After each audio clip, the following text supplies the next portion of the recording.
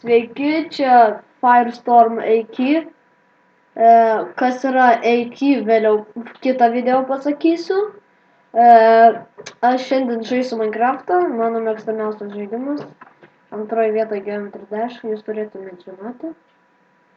Tai dabar aš jau buvau sukūręs šitą pasaulį. Aš įeisiu. Na, tai triušiukas, aš lošiu 1.8 versiją, jei tik pastebėjot. Man jį... Ai, taip, aš žaidžiu su savuoliu taip pat. Tai va. Kad nereikėtų jums laukti, tai aš tiesiog prasuksiu šiek tiek. Nu va, 10 man užtenka. Tai man reikia ieškoti geros vietos apsigyventi. Žiūrim. Geriausia šalia vandens. Tai kažkur aš arti vandens.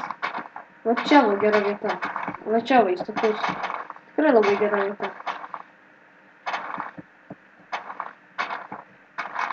Tai va. Žinot, kad šiek tiek mano kompą bugina.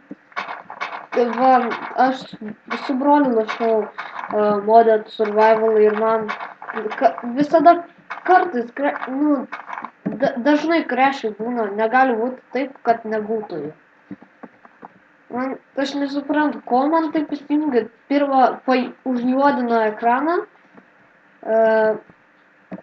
ir rodo visokias kasyklas ir tada iš karto geimas susikrashina.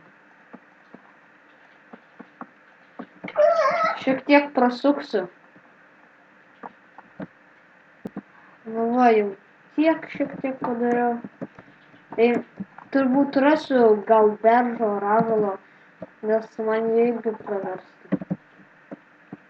Va ir dar 6 šitie, tai super. Man reikia 12, norėjau pasakyti. Nes 2 durys.